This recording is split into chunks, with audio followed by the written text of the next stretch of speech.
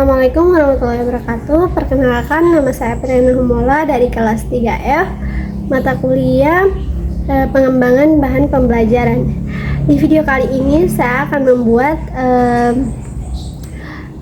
menjelaskan tentang pengertian pengembangan bahan pembelajaran, karakteristik dan bentuk-bentuk bahan pembelajaran.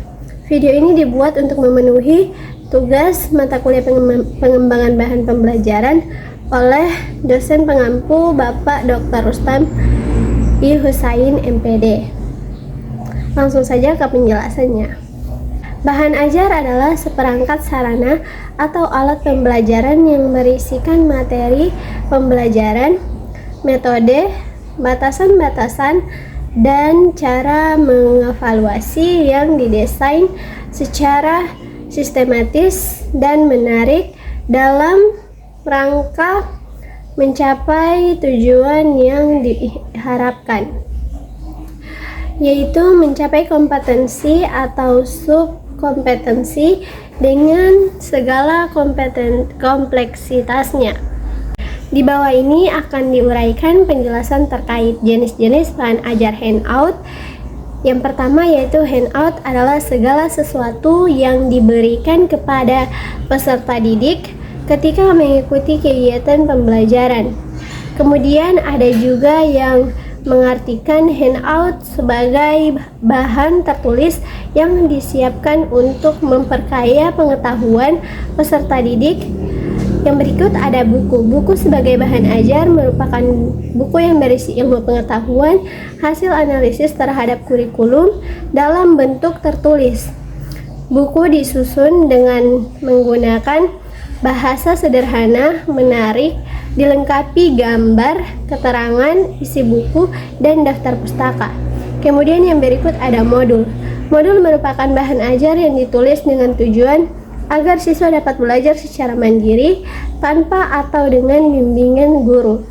Oleh karena itu, modul harus berisi tentang petunjuk belajar, kompetensi yang akan dicapai, isi materi pembelajaran, informasi dan informasi. Kemudian karakteristik bahan pembelajaran sekolah dasar.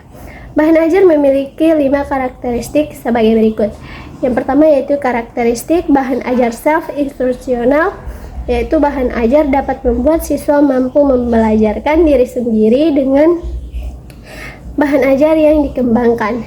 Yang kedua yaitu karakteristik bahan ajar self-contained, yaitu seluruh materi pelajaran dari satu unit kompetensi atau subkompetensi yang dipelajari terdapat di dalam satu bahan ajar secara utuh.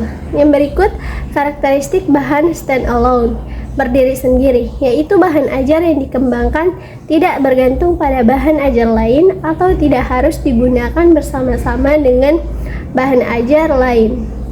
Yang berikut karakteristik bahan adaptif, yaitu bahan ajar hendaknya memiliki daya adaptif yang tinggi terhadap perkembangan ilmu dan teknologi. Yang berikut karakteristik bahan user-friendly, yaitu setiap instruksi dan paparan informasi yang tampil bahan pembelajaran di sekolah dasar adalah alat atau materi yang digunakan dalam proses pembelajaran untuk membantu siswa memahami konsep-konsep dan keterampilan yang diajarkan. Yang berikut karakteristik bahan pembelajaran di sekolah dasar, melibatkan keterkaitan yang dengan kurikulum, tingkat perkembangan siswa, kreativitas, dan keterlibatan siswa. Bentuk bahan pembelajaran di sekolah dasar dapat berupa buku, teks, alat peraga, media digital, dan berbagai sumber belajar lainnya. Demikian pemaparan materi dari saya, yaitu pengertian bahan ajar, karakteristik bahan ajar, dan bentuk-bentuk bahan ajar yang materi oleh kelompok 1. Sekian dari saya, lebih dan kurangnya saya mohon maaf. Wallahul musta'an. Wassalamualaikum warahmatullahi wabarakatuh. Dadah.